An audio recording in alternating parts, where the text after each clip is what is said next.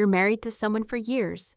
You build a life together. The home, the routines, the inside jokes, the boring Tuesdays that feel comfortable just because they're with him. And then, without warning, it all unravels. That's what happened to me. It started slowly. He wasn't talking much. I'd ask how his day was and get one-word answers. Fine. Busy? Tired. At first, I brushed it off. Maybe he was just stressed. Maybe work was draining him.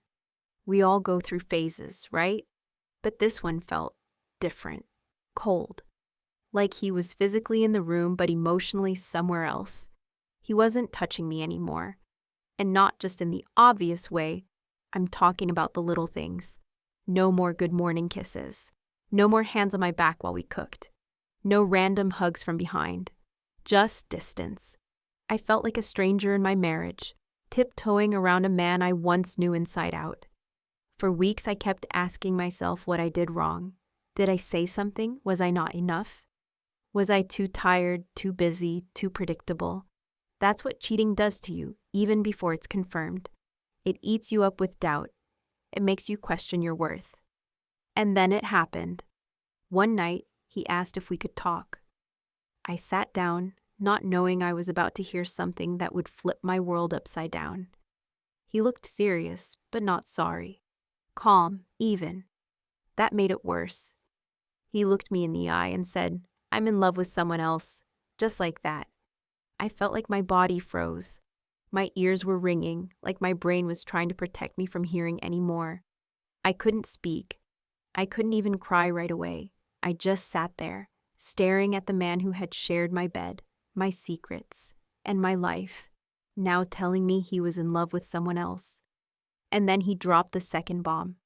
I've never actually met her in real life. My first thought was, what? He hadn't met her. This wasn't even a real person in his world. Not a coworker, neighbor, or someone he bumped into at a coffee shop. Just a stranger from the internet, a woman from a screen, someone he'd messaged, maybe video chatted with, but never actually stood in front of, never hugged, never even smelled.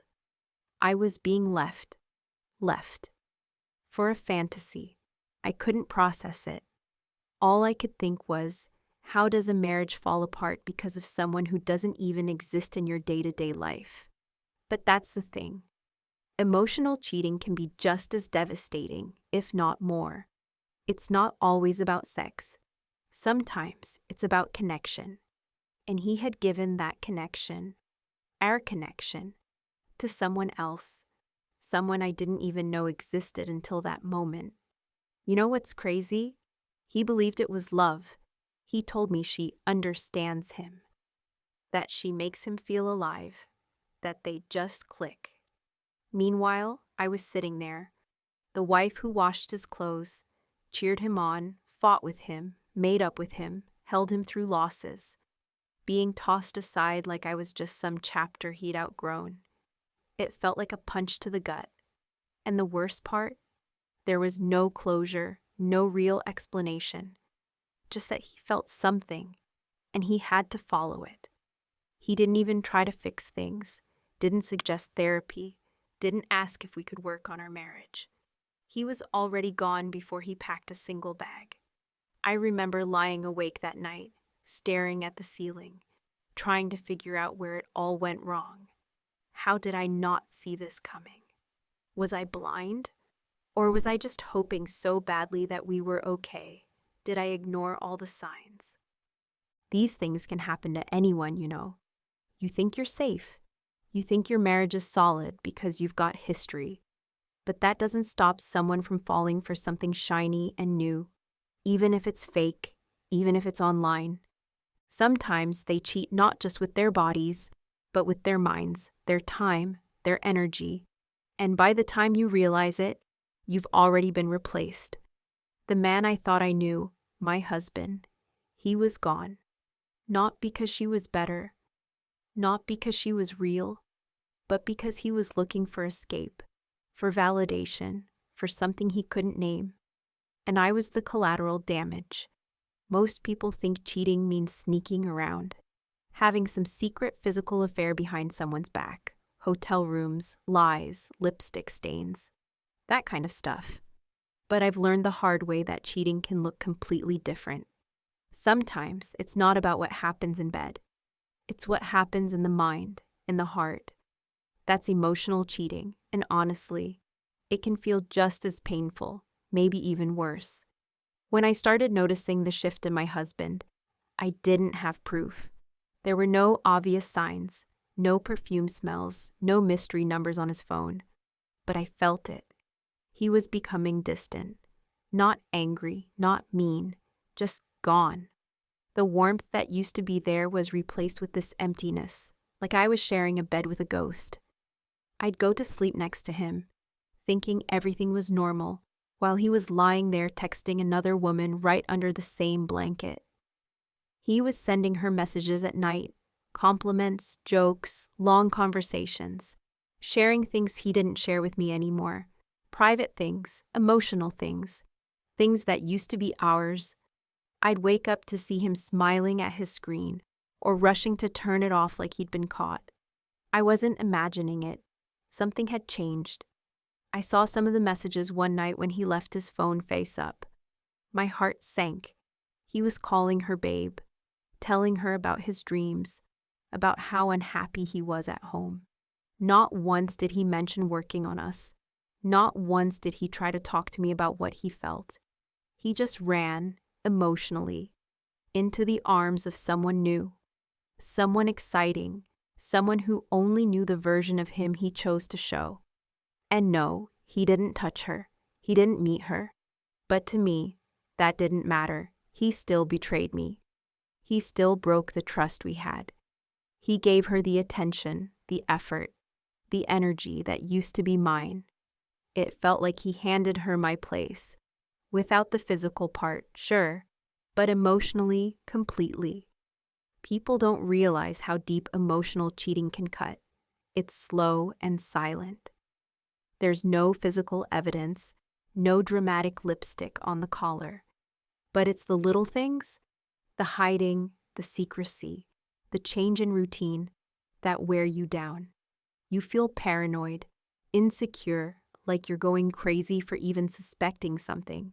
And when you find out the truth, it hits you like a truck. It wasn't just texting. He was sending her selfies, smiling in ways he hadn't smiled at me in months, sharing songs, telling her about our problems, telling her how she made him feel young again. And you know what? That line, young again, stuck with me. Things like that happen all the time in life. People get bored. They chase something younger, newer, more fun. Even if it's just pixels on a screen. Even if they never plan to meet. But the damage? Still real, still painful, still enough to ruin a relationship. I think that's what hurt the most. Knowing that he didn't have to touch her to choose her. He had already chosen her emotionally. That was enough to make me feel like I had lost him completely. When you're in a long-term relationship, the physical part might fade a little. That's natural. But the emotional connection, that's what keeps it alive. That's what makes you feel safe, seen, and loved. And when someone gives that away to someone else, it leaves you feeling worthless, invisible, replaced. I've heard people say emotional cheating isn't as bad because nothing happened. But something did happen. A lot happened. I was being erased, one text at a time. And the saddest part is, he didn't even see it that way. He thought he wasn't doing anything wrong. He said, "We're just talking." But you don't just talk to someone like that when you're married. You don't hide it. You don't lie about it. And you don't make someone else feel like they're second place to a woman who only exists through a phone screen. But it still ruins marriages. It still destroys families. When someone says they want to explore a connection, it sounds like something from a movie. Soft music, deep eye contact, some kind of romantic discovery. But in real life, it's just a fancy way to say, I'm about to ruin everything we built for someone I barely know. That's exactly what my husband told me. He needed to explore this connection with a woman he met online.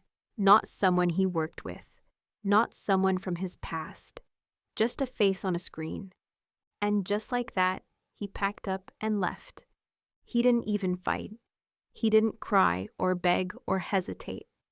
He took his clothes, some books, and a few personal things. He didn't ask what I needed.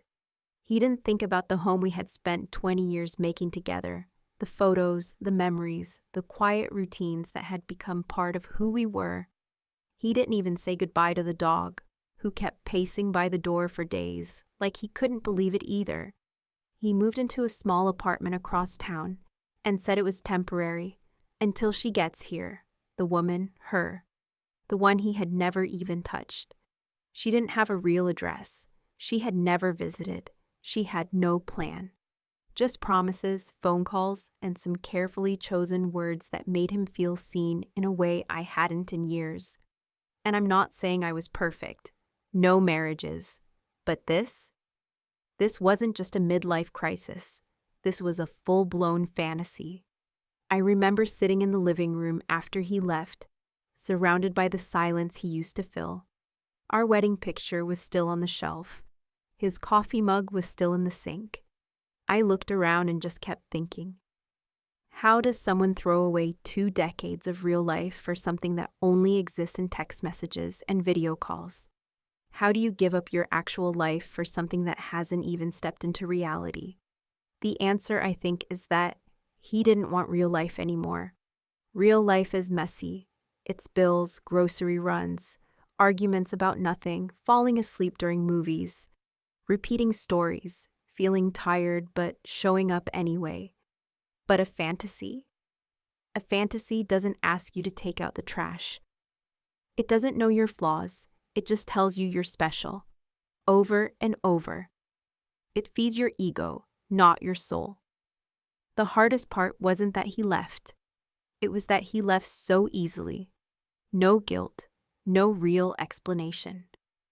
Just this blind belief that whatever he had with her was meant to be. I wasn't even allowed to be angry without being called dramatic. He said, "You don't understand. She makes me feel alive." As if I had been the one killing him slowly all these years. So there I was, abandoned for a dream that didn't cook meals beside him or stay up during his mother's surgery or hold him when he lost his job that one summer. I did all that, but none of it mattered now. I was the past, and she was the fantasy future. You don't think something like this can happen after so much time. You believe in the years. You believe that time means something. But I've learned it doesn't always protect you. People can still leave. People can still forget. And sometimes, the person you trusted the most becomes a stranger in a matter of weeks. I didn't beg him to stay. I couldn't. If someone wants to go, let them, even if it breaks you. Because staying with someone who's already halfway out the door is lonelier than being alone.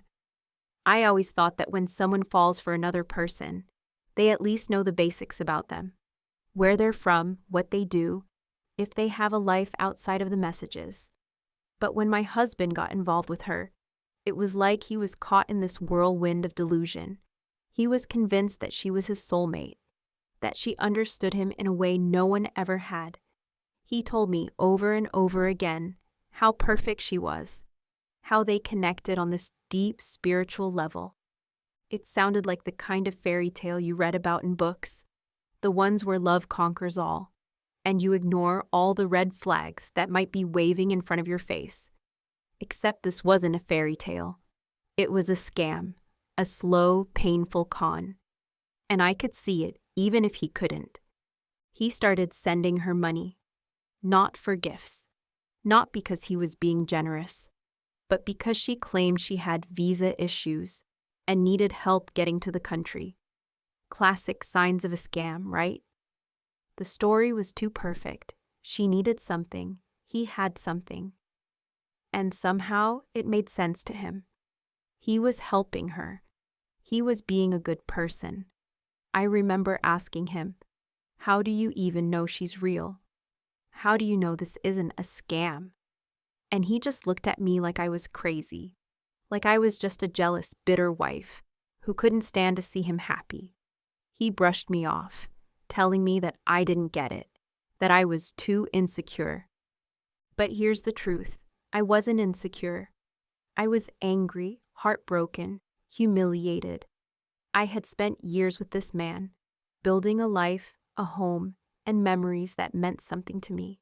And here he was, throwing it all away for a woman who didn't even exist in the real world. He didn't know her. He didn't know what her voice sounded like when she laughed, or how she looked without a filter. All he knew were words on a screen, carefully chosen and delivered at the right time to make him feel special. It was so hard to watch him fall for it. I saw the way he would light up when he talked about her, how his face would soften, how he would smile to himself like a teenager with a crush. I wanted to scream, "You don't even know her. You don't even know what she wants from you." But instead, I just stayed quiet, letting the frustration build inside me. I wasn't jealous. I was terrified. I was watching my husband, the man I trusted with everything, fall into this delusional trap where nothing was real, except for the lies he was telling himself. The worst part? He couldn't see it. He couldn't see that he was being manipulated, that he was being strung along by a stranger who was playing him for a fool. And every time I tried to bring it up, every time I asked him to think twice, he pushed me away. "You're just bitter," he'd say. "You don't understand. She gets me. She listens. She makes me feel alive." How many times can you hear that before it starts to crush you? How many times can you hear your partner say that about someone who isn't even there? Someone who's never shown up in real life? I knew the whole situation was bad. I knew he was falling into something that could ruin him. But he wouldn't listen. He didn't want to hear it, and I couldn't do anything about it. All I could do was watch him drift further away, getting lost in this virtual relationship that had no basis in reality. It's amazing how delusion can make people believe things that just aren't true.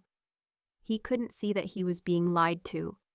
He couldn't see how he was throwing away the life we had built for something that didn't even exist outside of the phone screen. It was like he was so blinded by the fantasy, he couldn't see the destruction happening in front of him. And the worst part? He didn't want to listen. He didn't want to face the truth because facing the truth meant admitting that he had been wrong, that he had been manipulated. The lies didn't stop there. They just kept coming, one after another, each more ridiculous than the last. Every time I caught him in a lie, he had a new excuse. "She's going through a tough time," he'd say. "She needs me." Or, "I'm just trying to help her out." It felt like I was living in some kind of twisted alternate reality where nothing made sense anymore. It started small, just little things.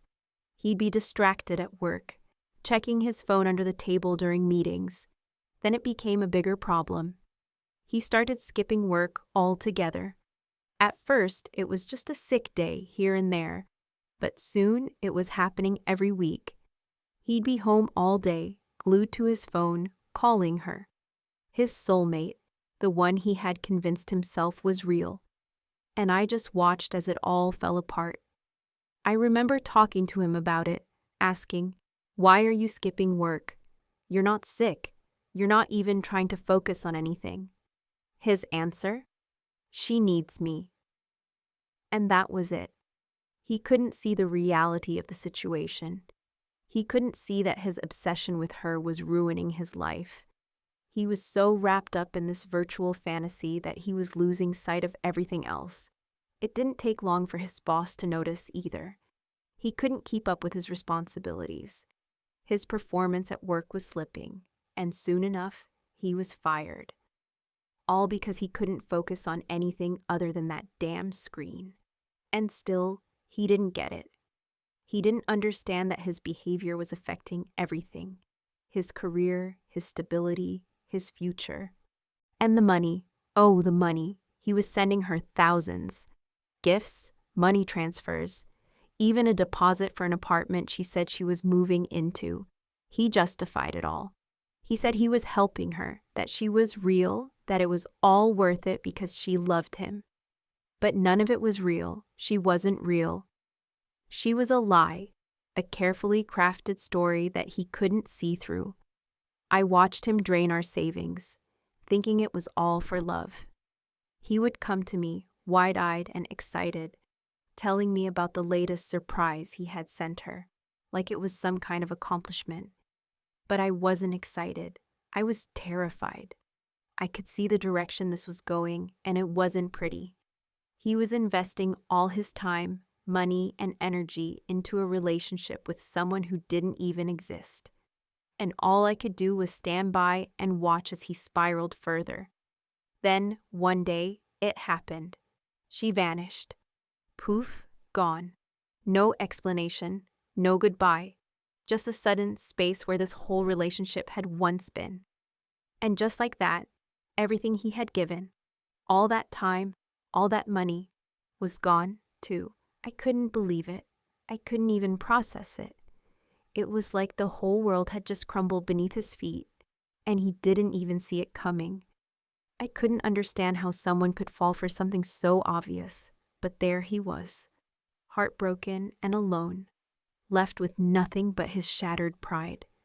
And the truth? The truth was even worse. It turned out that she wasn't a woman at all.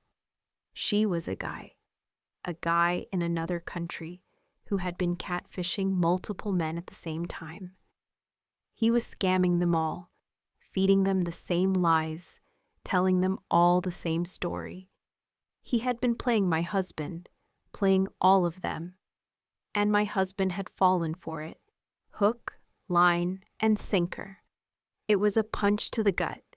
It felt like everything he had done, everything he had believed in, was a lie.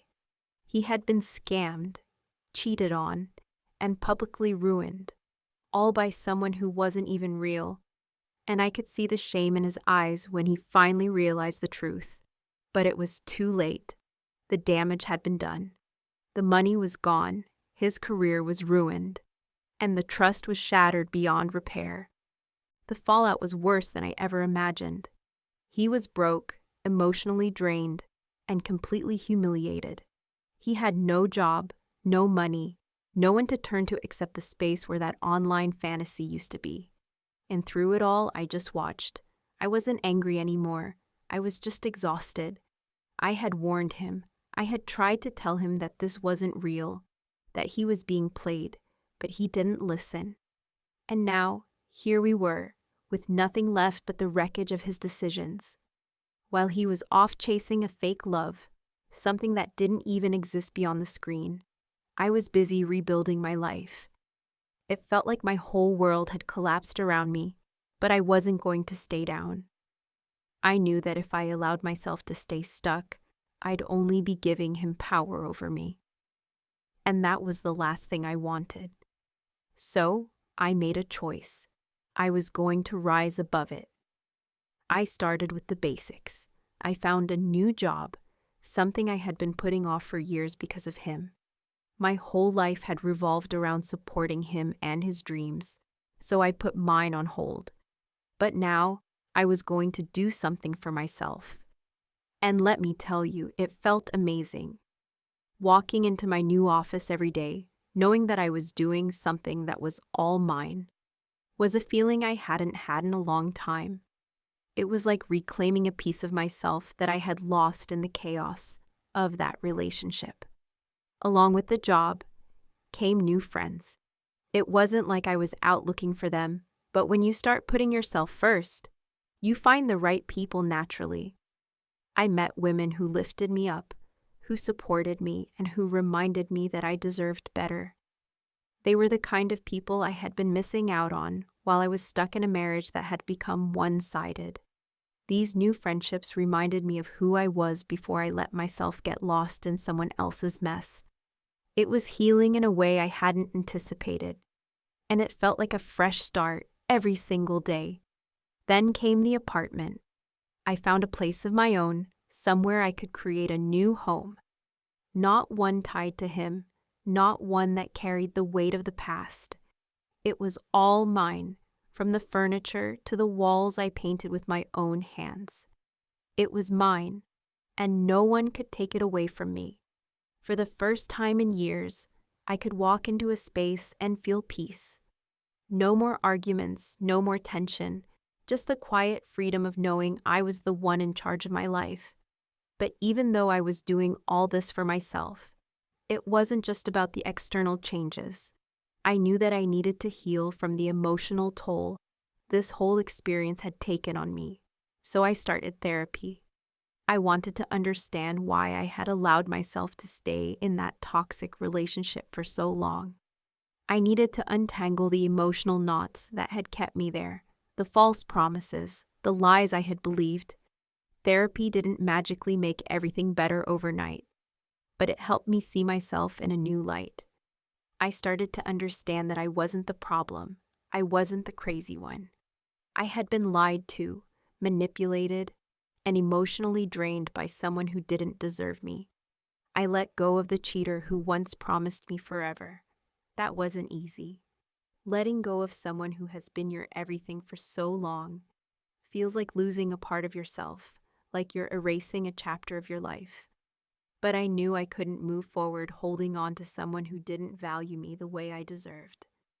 I needed to create space for the new version of myself, a version who was strong, independent, and unapologetically me.